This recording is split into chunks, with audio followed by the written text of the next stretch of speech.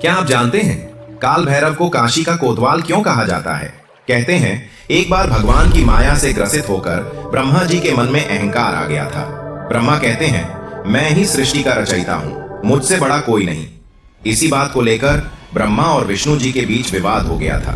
कौन श्रेष्ठ है इस बात का निर्णय करने के लिए दोनों शिव जी के पास जाते हैं। शिव जी के समझाने के बाद भी ब्रह्मा जी अपने अहंकार को नहीं छोड़ते और शिव जी का ही अपमान कर देते हैं।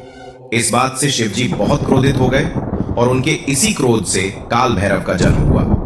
काल भैरव ने एक ही पल में ब्रह्मा का वो मुख अपने हाथ के नाखूनों से काट दिया जिस मुख से शिव जी का अपमान हुआ था।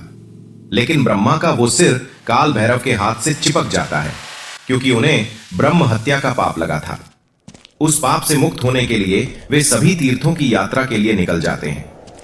सभी तीर्थों की यात्रा करते हुए जब उन्होंने काशी की धरती पर कदम रखा तो उनके हाथों से ब्रह्मा का वो सिर उखड़कर भस्म हो गया। उसके साथ ही काल भैरव ब्रह्म हत्या के पाप से मुक्त हो गए थे। तब शिवजी ने प्रकट होकर काल भैरव को सदा के लिए काशी की रक्षा करने का आदेश दिया था और तब से काल भैरव को काशी के कोतवाल के नाम से जाना जाता है।